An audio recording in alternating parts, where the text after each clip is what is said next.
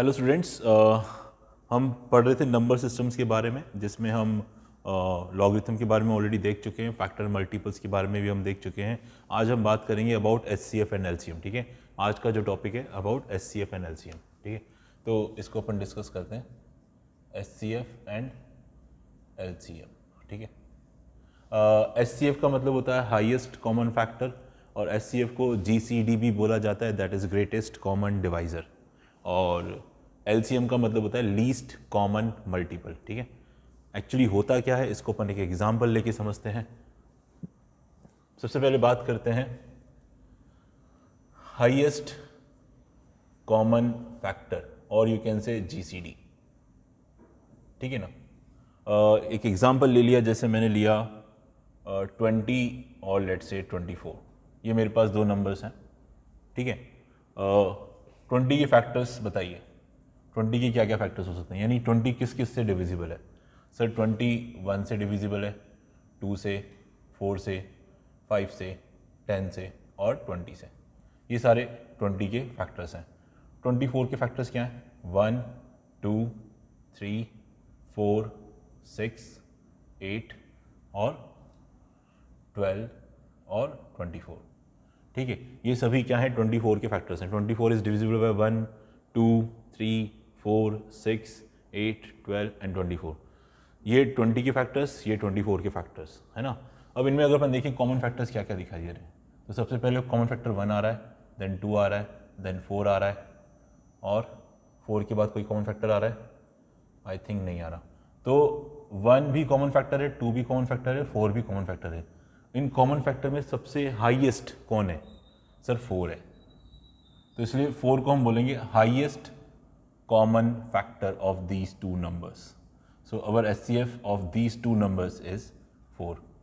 HCF मतलब highest common factor, इन दोनों का हाईएस्ट कॉमन फैक्टर 4 है। कॉमन फैक्टर तो 1 और 2 भी हैं, लेकिन वो हाईएस्ट नहीं है, 4 सबसे हाईएस्ट है। यानी इसका मतलब ये हुआ कि 4 सबसे बड़ा नंबर है जो दोनों नंबर को डिवाइड कर सकेगा। ठीक है ना, 4 is the greatest number which can divide these two, which can divide these two। यानी 4 से कोई बड़ा नंबर नहीं होगा जो इन दोनों को डिवाइड कर सके। मेरे ख्याल से समझ में आ गया होगा। इसको अपन ऐसे भी याद रख सकते हैं कि एचसीएफ का मतलब हो गया हाईएस्ट डिवाइजर, है ना। जब भी डिवाइजर की बात होगी तो हमें ध्यान रखना पड़ेगा, हमें एचसीएफ निकालना है। जैसे ही डिवाइजर की बात होगी तो हमें क्या निकालना है? एचसीएफ, क्योंकि देखो यही डिवाइजर का काम कर रहा है, क्योंकि नीचे आ रहा है। ये सबसे बड़ा नंबर है जो कि इन दोनों को डिवाइड करेगा। आई थिंक इट इज़ क्लियर। तो ये एचसीएफ का मतलब मेरे ख्याल से समझ में आ गया होगा आप लोगों को। ठीक है, बात करते हैं अब एचसीएफ निकालेंगे कैसे, है ना। तो देखिए एचसीएफ निकालने का तरीका क्या है। आप जो नंबर दे रखा है उसको प्राइम फैक्टराइज कर दिया। 24 का प्राइम फैक्टराइजेशन 2 का क्यूब इंटू 3, 20 का प्राइम फैक्टराइजेशन 2 का स्क्वायर इंटू 5। तो एचसीएफ निकालने का प्रोसेस ये होता है कि इन दोनों नंबर में जो कॉमन प्राइम है पहले तो उसको लिख लो। इन दोनों में कॉमन प्राइम क्या दिख रहा है? सर 2 कॉमन प्राइम दिख रहा है, और इसमें जो कॉमन प्राइम है उसकी आप लगाओ लीस्ट पावर। तो यहाँ पे 2 की पावर 3 आ रही है, 2 की पावर 2 आ रही है, तो दोनों में लीस्ट क्या है? सर 2 है, तो यहाँ पे 2 लगा दो, तो ये आपका एचसीएफ आ गया। ठीक है, पहले दोनों नंबर का आपने प्राइम फैक्टराइजेशन कर लिया, उसके बाद इन दोनों नंबर में कॉमन प्राइम ढूंढा, 2 कॉमन प्राइम दिख रहा है, और कॉमन प्राइम पे पावर कौन सी लगानी है? लीस्ट लगानी है। यहाँ पे पावर 3 है, यहाँ पे पावर 2 है, 3 और 2 में लीस्ट क्या हुआ? 2, इसलिए 2 की पावर 2 लगा दी, तो इसका एचसीएफ आ गया 4।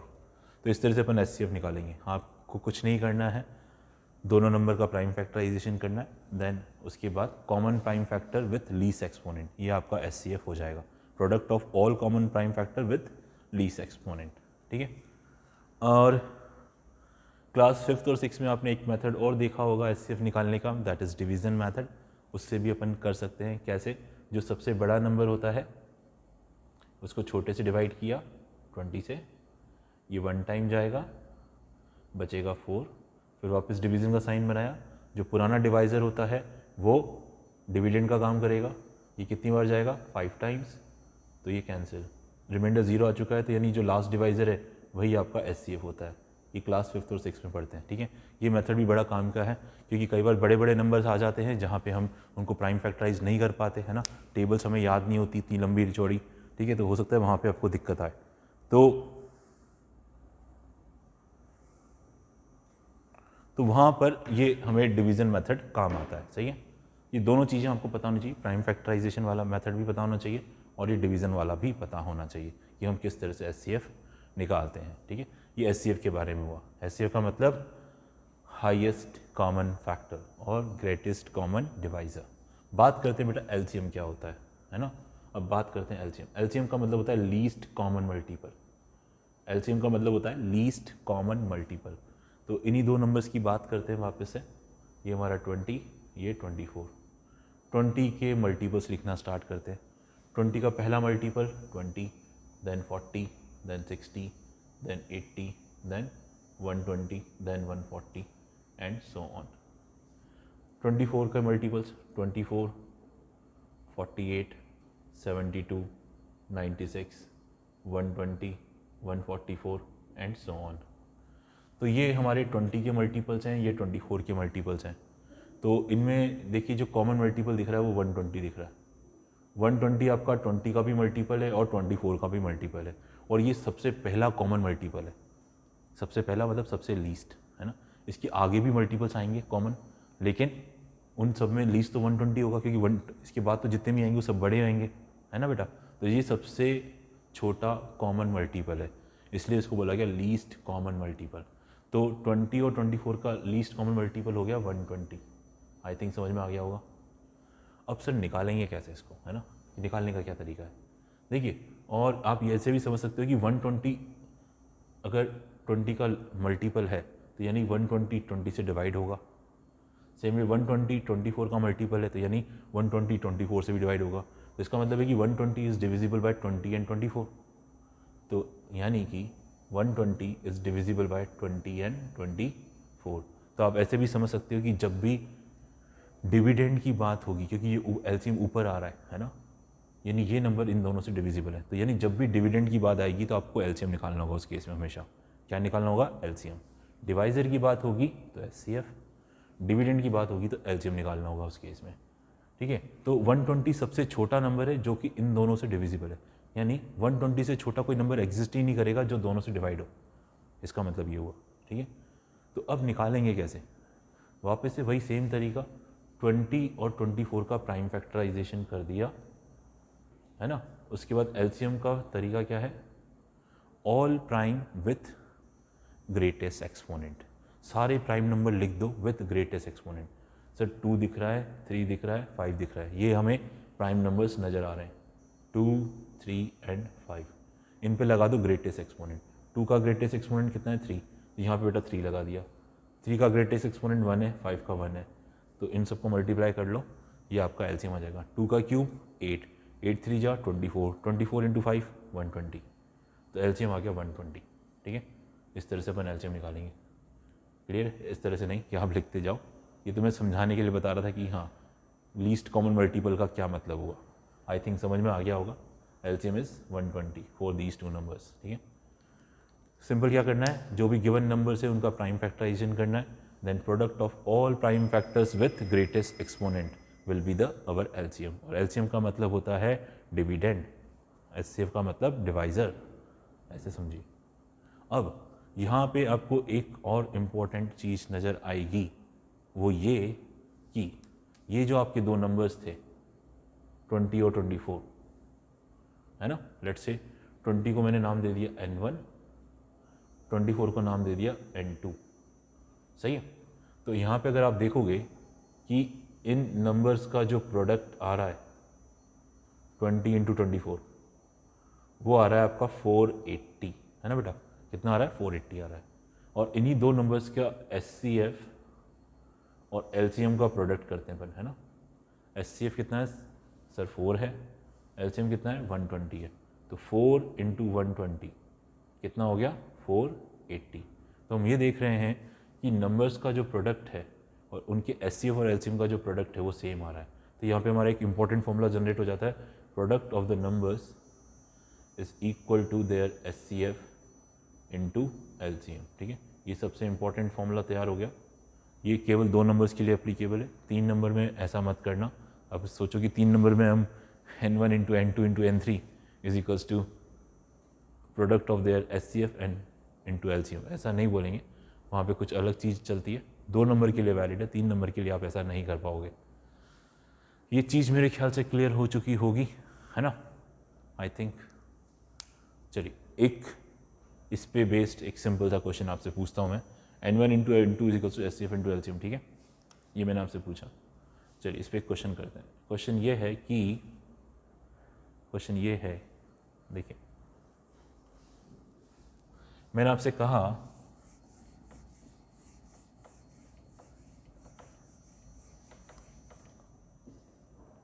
कि मेरे पास 2 नंबर्स हैं N1 एंड N2, उनका SCF है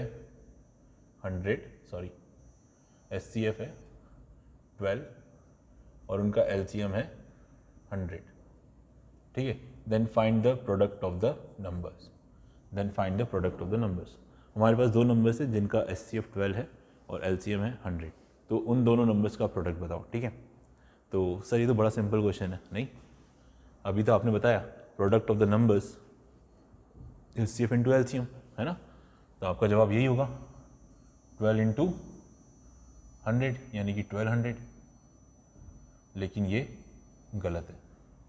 गलत क्यों है सर? आपने तो बताया भी कि प्रोडक्ट ऑफ द नंबर उनका SCF इंटू LCM का प्रोडक्ट होता है।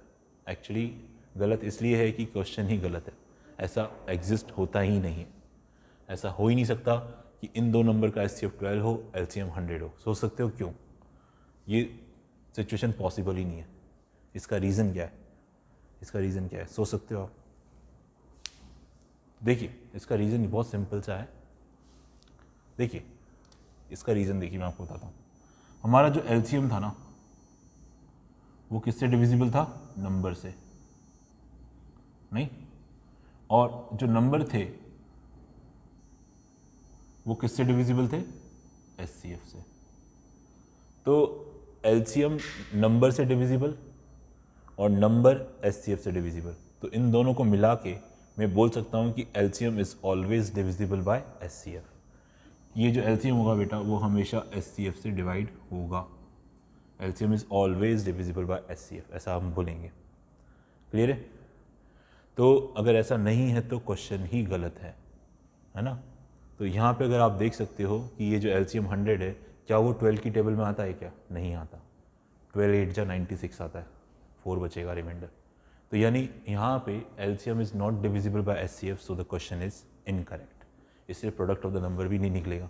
क्वेश्चन ही गलत है तो प्रोडक्ट ऑफ द नंबर कैसे बताओगे? नहीं। Is it clear? पहले आप चेक कर लो कि whether the question is correct और not. I think it is clear now. तो ये 2 चीज़ें इंपॉर्टेंट हो गई। SCF का मतलब हाईएस्ट डिवाइज़र, है ना, डिवाइज़र, जब भी डिवाइज़र की बात होगी तो SCF निकालना है। LCM का मतलब लीस्ट डिविडेंड, यानी जब भी डिविडेंड निकालना होगा तो अपन LCM की बात करेंगे।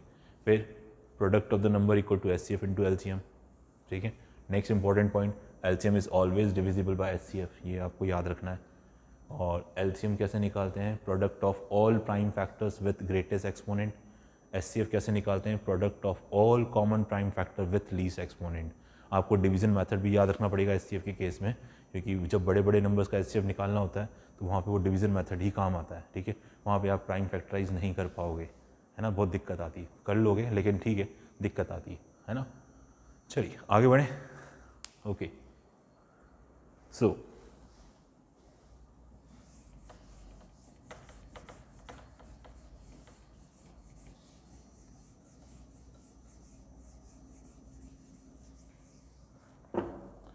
लेट से मेरे पास ये 3 नंबर हैं, N1 2 का पावर 2, 3 की पावर 5, 5 की पावर 4। N2 है 2 की पावर 4, 3 की पावर 2, 7 की पावर 2। N3 है 2 की पावर 3 और 7 की पावर 4, 11 की पावर 2, ठीक है, ये है। अब हमसे पूछा जा रहा है कि इन तीनों नंबर्स का बताइए SCF क्या होगा और LCM क्या होगा, ठीक है, ये हमें निकालना है। इन तीनों नंबर का SCF कितना होगा और LCM कितना होगा। SCF जैसे कि मैंने आपको बताया कि product of common prime factor with least exponent, है ना। तो देखो इन तीनों में कॉमन प्राइम क्या दिख रहा है? 2 इसमें भी है, इसमें भी है, इसमें भी, तो यानी 2 कॉमन प्राइम हुआ, पहली बात। क्या 3 कॉमन प्राइम है? 3 इसमें है, लेकिन इसमें नहीं है, तो 3 कॉमन प्राइम नहीं हुआ, है ना। 5 की बात करें, 5 इसमें है, इसमें भी नहीं है, इसमें भी नहीं है, तो 5 भी कॉमन प्राइम नहीं हुआ। तो यानी इन सब में कॉमन प्राइम जो दिख रहा है वो 2 ऐसा है जो सब में प्रेजेंट है, वही आपका कॉमन प्राइम है। तो हमने कहा था common prime with least exponent, तो 2 का लीस्ट एक्सपोनेंट 2 नज़र आ रहा है, तो ये इसका HCF हो गया, दैट इज़ 4। एलसीएम कैसे निकालना था? एलसीएम का फॉर्मूला मैंने आपको बताया था, product of all prime factors with greatest exponent, product of all prime factor with greatest exponent. तो यहाँ पे आपको कौन कौन से प्राइम नंबर्स नज़र आ रहे हैं? 2, 3, 5, 7, 11, ये सब लिख दो। 2, 3, 5, 7, 11। 2 का ग्रेटेस्ट एक्सपोनेंट सर 4, 3 का ग्रेटेस्ट एक्सपोनेंट 5, 5 का ग्रेटेस्ट एक्सपोनेंट 4, 7 का ग्रेटेस्ट एक्सपोनेंट 4, 11 का ग्रेटेस्ट एक्सपोनेंट 2। ये हो गया आपका एलसीएम, सिंपल है ना। इस तरह से अपन करेंगे, product of all prime factor with greatest exponent, ठीक है। तो इस तरह से जो मैंने बताया उस तरह से अपन ने इसका निकाल लिया HCF, ठीक है। चलिए अपन एक और काम करते हैं। मैंने आपसे कहा कि let's say find HCF of 210, 55। 210, 55 का हमें HCF निकालना है, ठीक है। 210, 55 का HCF निकालना है। अब एक तरीका तो ये है कि आप इसको प्राइम फैक्टराइज करके भी निकाल सकते हो, है ना, और इसको अपन डिवीज़न मेथड से करते हैं ना, डिवीज़न मेथड से करते हैं। तो अपन क्या करेंगे, जो बड़ा नंबर है उसको छोटे से डिवाइड कर लो, तो ये 3 टाइम्स जाएगा सर 165, बचेगा 45, वापस से डिवीज़न का साइन 55, 1 टाइम जाएगा बचेगा 10, फिर ये पुराना डिवाइज़र अब नया डिविडेंड बन जाएगा, 4 टाइम जाएगा 40, बचेगा 5, वापस ये 10 आ जाएगा यहाँ पे, कितनी बार? 2 टाइम्स। तो यहाँ पे रिमाइंडर 0 आ रहा है, यानी जो आपका लास्ट डिवाइज़र है वही आपका HCF है। तो ये डिवीज़न मेथड बहुत इजी रहता है ना, डायरेक्ट आंसर आ जाता है हमारे पास, यहाँ पे हमें प्राइम फैक्टराइजेशन करने की ज़रूरत भी नहीं पड़ती, ठीक है। तो ये बढ़िया तरीका है, सही है। आई थिंक मेरे ख्याल से समझ में आ रहा होगा। ओके, सो हमने LCM निकाल लिया, HCF निकाल लिया, ये HCF डिवीज़न मेथड से भी निकाल के देख लिया, ठीक है। चलिए कुछ और क्वेश्चंस करते हैं based on HCF and LCM।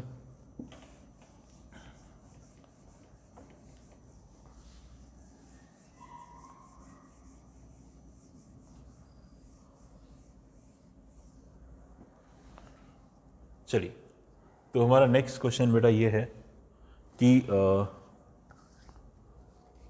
Okay, let's say हमारे पास 2 नंबर्स हैं, ठीक है। आई हैव 2 नंबर्स, और उन 2 नंबर्स का जो सम है, उन 2 जो नंबर्स हैं उनका जो सम है वो हमें दे रखा है 60, है ना। I have 2 numbers have some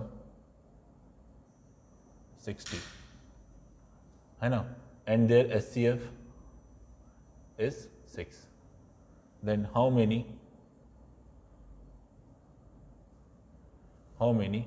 such numbers exist?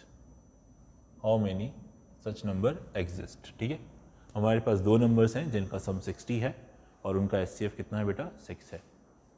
तो ऐसे कितने नंबर एग्जिस्ट करते हैं, ठीक है बेटा, ये क्वेश्चन में पूछा गया। तो देखिए 2 नंबर्स हैं N1 और N2, HCF कितना है? 6। तो दोनों का HCF 6 है, मतलब दोनों में जो कॉमन फैक्टर है वो 6 है, 6 कॉमन है दोनों में, है ना बेटा, ये तो श्योर है।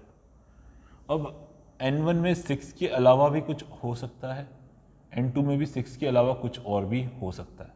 तो यानी N1 को मैंने अज्यूम कर लिया 6 × x, N2 को अज्यूम कर लिया 6 × y, ठीक है। अच्छा, अब क्योंकि दोनों में सिर्फ कॉमन क्या होना चाहिए? 6, क्योंकि HCF 6 है, तो इसका मतलब है कि N1 N2 में 6 के अलावा कुछ और कॉमन नहीं होना चाहिए। तो इसका मतलब ये है कि x और y में आपस में कुछ कॉमन नहीं होना चाहिए। तो ऐसे 2 नंबर जिनमें आपस में कुछ कॉमन ना हो, ऐसे नंबर्स को हम बोलते हैं कोप्राइम नंबर्स। तो यहाँ पे जो x और y है बेटा वो आपका कोप्राइम है, x and y are coprime numbers, x और y क्या है? आपके कोप्राइम नंबर्स है, ठीक है। अब जैसा क्वेश्चन में कहा गया था कि दोनों नंबर्स का जो एडिशन है वो 60 है, N1 की जगह रख दो 6x, N2 की जगह रख दो 6y, इक्वल टू 60। पूरी इक्वेशन को 6 से डिवाइड कर दिया तो हमारे पास आ गया x plus y equal to 10। ठीक है, x plus y equal to 10। तो यानी ऐसे दो नंबर्स चाहिए जिनका सम 10 हो। तो जितना आप नंबर्स बना सकोगे उतना हमारा आंसर हो जाएगा। चलिए देखो, x plus y equal to 10। x को 1 लो, y को 9 लो, 10 आ रहा है, बिल्कुल सही है, एक ही हो गया। x को 2 लो, y को 8 लो, तो सम 10 आ रहा है। क्या इसको आप ले सकते हो? सोचो एक बार ध्यान से सोचो कि इसको ले सकते हैं क्या अपन? सर इसको नहीं ले सकते, पता है क्यों? क्योंकि हमने बोला था x और y क्या होने चाहिए? को प्राइम। क्या ये दोनों को प्राइम नंबर्स हैं क्या? क्या इनमें कुछ कॉमन नहीं है? कुछ भी कॉमन नहीं है क्या? सर इसमें 2 कॉमन है, तो ये को प्राइम नहीं हुए, तो इसको आप नहीं ले सकते। चलिए आगे बढ़ते हैं। 3 + 7 ले सकते हो क्योंकि दोनों को प्राइम है। 4 + 6 नहीं ले सकते, क्यों? क्योंकि 2 कॉमन आ जाएगा। 5 + 5 ये भी नहीं ले सकते क्योंकि 5 कॉमन आ जाएगा। अब आगे चलेंगे तो ये नंबर इंटरचेंज हो जाएंगे, 6 4 4 6, बात एक ही है ना? अब आगे करने की जरूरत नहीं, क्यों? क्योंकि रिपीटेशन चालू हो जाएगा। देखो 5 के बाद क्या होगा? यहाँ पे 6 4, देखो ये रहा 6 4, 6 के बाद 7 3, ये रहा 7 3, तो लिखने की जरूरत नहीं है इसको, है ना? बस यहाँ तक हमारा काम हो गया। तो यहाँ पे हमने कितने देखे? 1 2, तो यानी हमारा आंसर आएगा 2 पेयर्स। ठीक है ना? 2 pairs of such number exist. 2 pairs of numbers exist, simple, ये आपका आंसर होगा। अच्छा, वो दो नंबर्स क्या क्या होंगे ये भी समझ लेते हैं। देखो n1 n2, सही है। n1 को माना था 6x, n2 को माना था 6y। तो पहला x को 1 रखा, y को 9। x को 1 रखोगे तो 6 × 1 9 6 आ जाएगा, और y को 9, तो 6 × 9 54 हो जाएगा। ठीक है, ये आपका पहला आंसर। ठीक है, अब नेक्स्ट इज x को 3 रखो, y को 7। x को 3 रखेंगे तो 18 आएगा, y को 7 रखेंगे तो 42 आएगा। 18 and 42, बस ये दो ही आंसर है, दो पेयर्स। ठीक है, n1 को 6 रखो तो n2 को 54 रखना पड़ेगा, n1 को 18 तो n2 को 42। इन दोनों का HCF 6 है, सम 60 आ रहा है। इन दोनों का भी HCF 6 है, सम 60 आ रहा है। तो अगर क्वेश्चन में देखिए ओनली पेयर की बात होगी, हाउ मेनी पेयर्स एग्जिस्ट, है ना? इसमें भी ध्यान रखें आप, अगर क्वेश्चन में पेयर की बात कर रहे हैं तो हाउ मेनी पेयर्स, तो आंसर है 2। लेकिन अगर क्वेश्चन में आ गया हाउ मेनी ऑर्डर्ड पेयर, अगर क्वेश्चन आ गया हाउ मेनी ऑर्डर्ड पेयर, तो आंसर आएगा बेटा 4, क्योंकि उस समय 6,54 एक अलग आंसर होगा और 54,6 एक अलग आंसर होगा, उसको अलग अलग कंसिडर किया जाएगा, इसलिए इसका डबल ही करना पड़ेगा। ये 1 और 1 2 सॉल्यूशंस आ रहे हैं, इनका डबल कर दीजिए 4, आंसर डबल हो जाएगा हमेशा। 654 54 6, 18 42 42 18, दैट्स इट। मेरे ख्याल से समझ में आ गया होगा। चलिए आगे बढ़ते हैं नेक्स्ट क्वेश्चन की तरफ। नेक्स्ट क्वेश्चन,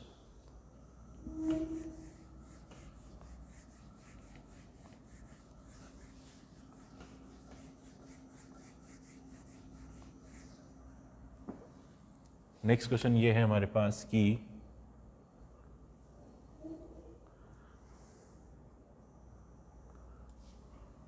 ये हमारे पास एक सर्कुलर ट्रैक है, ये हमारे पास एक सर्कुलर ट्रैक है, ये हमारा स्टार्टिंग पॉइंट है। यहाँ पे 2 पर्सन खड़े हैं, ए और बी। ए एक राउंड को 12 सेकंड्स में कंप्लीट करता है और बी उसी एक राउंड को 15 सेकंड्स में कंप्लीट करता है। सही है, ए एक राउंड को 12 सेकंड में कंप्लीट करता है, बी उसी राउंड को 15 सेकंड में कंप्लीट करता है।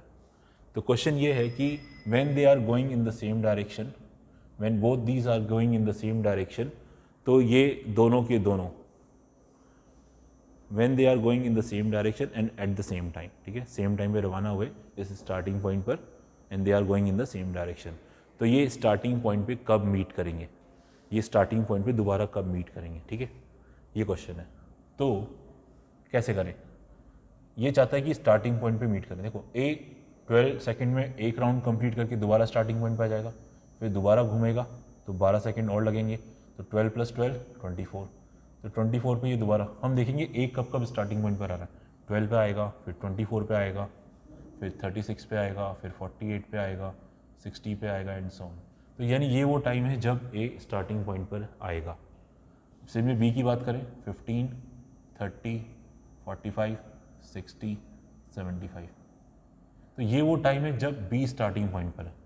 तो हम ये देख रहे हैं कि ये एक ऐसा टाइम आ रहा है जब दोनों के दोनों स्टार्टिंग पॉइंट पर है 60, यानी आफ्टर 60 सेकेंड्स ये दोबारा स्टार्टिंग पॉइंट पर मीट करेंगे। और अगर आप देखो ध्यान से, ये 60 क्या है, बेसिकली 15 और 12 का कॉमन मल्टीपल है और लीस्ट है।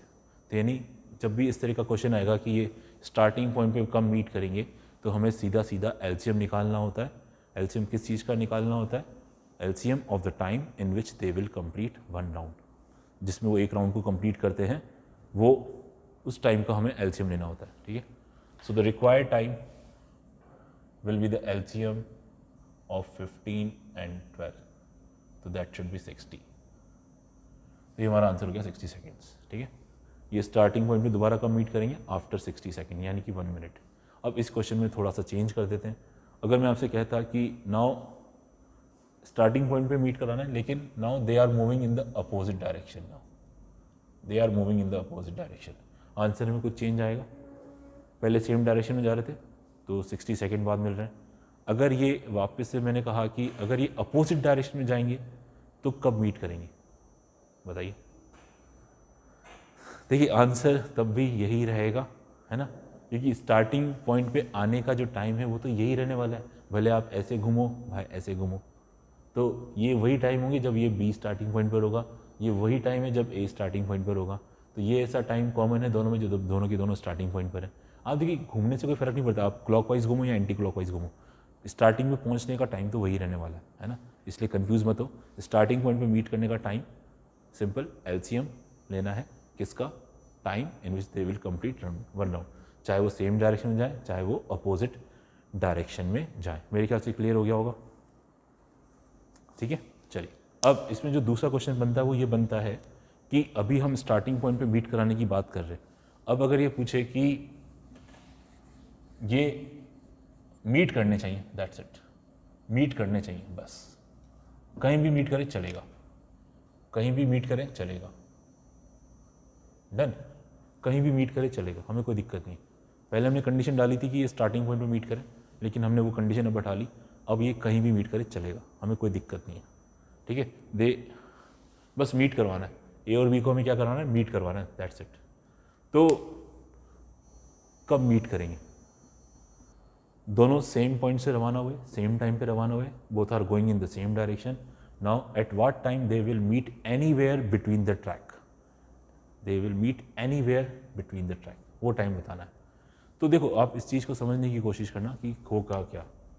देखो ये साफ समझ में आ रहा है कि ए की स्पीड ज़्यादा है कंपेयर टू बी, क्योंकि ए कम टाइम ले रहा है एक राउंड को कंप्लीट करने में, बी ज़्यादा टाइम ले रहा है, यानी बी की स्पीड कम है, ए की स्पीड ज़्यादा है। तो ऐसा होगा कि एक पर्टिकुलर टाइम में ए ने जितना डिस्टेंस ट्रेवल किया, लेट्स से ए ने इतना डिस्टेंस ट्रेवल किया, तो बी उससे थोड़ा कम ही डिस्टेंस ट्रेवल कर पाएगा, क्योंकि बी की स्पीड कम है। तो धीरे धीरे इनके बीच का गैप क्रिएट होना स्टार्ट हो जाएगा। स्टार्टिंग में कोई गैप नहीं था इनके बीच में, जैसे जैसे समय बीतता जाएगा ये जो गैप है, ये गैप बढ़ता जाएगा धीरे धीरे। जैसे जैसे ये टाइम बीतता जाएगा ये गैप बढ़ता जाएगा, जैसे जैसे ये गैप बढ़ के एक राउंड के बराबर हो जाएगा, तब ये दोबारा मीट कर जाएंगे।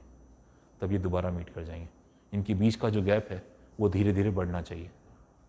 ये गैप कितना हो जाना चाहिए? एक राउंड के बराबर।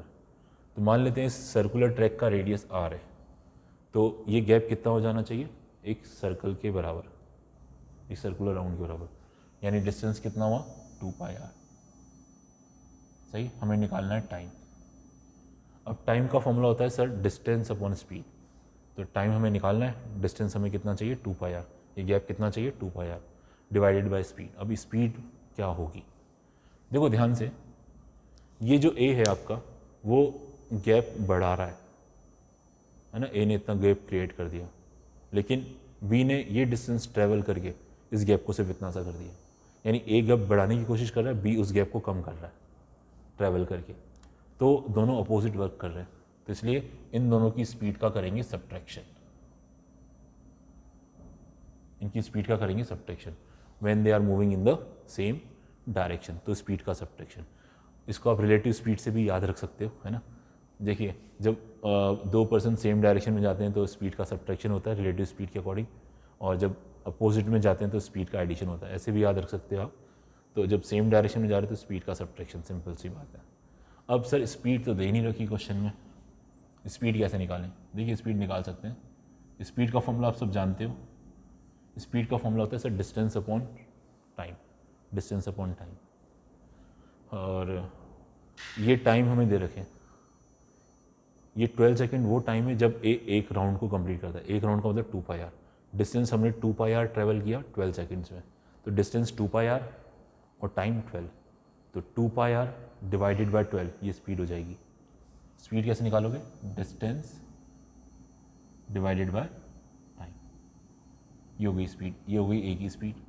बात करते हैं बी की स्पीड, 2πr डिवाइडेड बाय 15। अब यहाँ से आप 2πr कॉमन ले सकते हो, 2πr कॉमन ले लिया, ब्रैकेट में लिखा 1/12 माइनस 1/15, 2πr से 2πr कैंसिल हो गया, 12 और 15 का एलसीएम 60, ऊपर आ जाएगा 5 माइनस 4, तो that is 60/1, that is again 60, तो वही सेम टाइम आ गया 60 सेकेंड। यानी कि इसका मतलब ये हुआ कि सर स्टार्टिंग पॉइंट पे भी तो 60 आया था, इधर भी 60 आ रहा है, तो इसका मतलब ये हुआ कि ये जो दोनों पर्सन है ना, ये एनीवेयर बिटवीन द ट्रैक कभी मिल ही नहीं पाएंगे, ये हमेशा स्टार्टिंग पॉइंट पे मीट करेंगे, बीच में तो कहीं भी मिल नहीं पाएंगे। तो देखो किस्मत ऐसी थी कि क्वेश्चन ऐसा बन गया कि हमेशा स्टार्टिंग पॉइंट पे मीट करें, लेकिन ऐसा हमेशा नहीं होगा, है ना, ऐसा हमेशा नहीं होगा। ये तो ठीक है, ऐसा हो गया इस क्वेश्चन में। लॉजिक आपको समझ में आना चाहिए कि ऐसे करेंगे इस क्वेश्चन को, एनीवेयर बिटवीन द ट्रैक के क्वेश्चन को सर्कमफ्रेंस को डिवाइड कर दो बाय देयर रिलेटिव स्पीड, ठीक है, ये फॉर्मूला लगा दिया, आंसर 60 सेकेंड्स आ गया। अब इस क्वेश्चन में ध्यान रखना कि जब एनीवेयर बिटवीन द ट्रैक का क्वेश्चन आता है तो अगर आप सेम डायरेक्शन में जाते हो तो स्पीड का सब्ट्रैक्शन होगा, और अगर ये अपोजिट डायरेक्शन में जाएंगे तो एडिशन होगा। ध्यान रखना सर, एडिशन क्यों होगा? आप देखो खुद समझना इस चीज़ को कि एडिशन क्यों होगा। लेट से ये जो बी है वो अपोजिट डायरेक्शन में जा रहा है, एक पर्टिकुलर टाइम में ए ने इतना डिस्टेंस ट्रैवल किया, बी ने इतना ट्रैवल किया, तो अब देखिए टोटल गैप ए और बी के बीच में कितना हो गया? बी यहाँ पे आ चुका है, ए यहाँ पे आ चुका है, तो इनके बीच का गैप कितना हो? इतना हो गया, नहीं इतना बड़ा गैप हो गया। तो यानी इन ए और बी ने दोनों ने मिलकर डिस्टेंस यानी गैप क्रिएट किया। ऐसा नहीं कि पहले तो ए गैप बढ़ा रहा था, बी कम कर रहा था, इस बार बी ने भी बढ़ा दिया क्योंकि अपोजिट डायरेक्शन में जा रहा है, तो इसलिए इनकी स्पीड का क्या करेंगे? एडिशन, एडिशन, एडिशन, एडिशन, तो आंसर हो जाएगा 60 डिवाइडेड बाय 9। तो 60 डिवाइडेड बाय 9 का मतलब हो गया 20/3, यानी कि 6/2/3, सही। तो 6/2/3 सेकेंड बाद ये दोनों के दोनों मीट करेंगे, ठीक है, समझ में आ गया? समझ में आ गया। तो बस यही है, एनीवेयर बिटवीन द ट्रैक का जब भी क्वेश्चन आएगा तो circumference divided by relative speed, same direction में जाओगे तो स्पीड का सब्ट्रैक्शन, अपोजिट में जाओगे तो स्पीड का एडिशन, दैट्स इट। और स्टार्टिंग पॉइंट पे मीट करवाना है तो हमें एलसीएम लेना होगा किसका? Time in which they will complete 1 round, ठीक है। चलिए आज के लिए हम इतना ही रखते हैं, नेक्स्ट क्लास में एचसीएफ एलसीएम की कुछ और इंपॉर्टेंट चीज़ें पढ़ेंगे अपन और उन पे बेस कुछ क्वेश्चंस करेंगे। Thank you.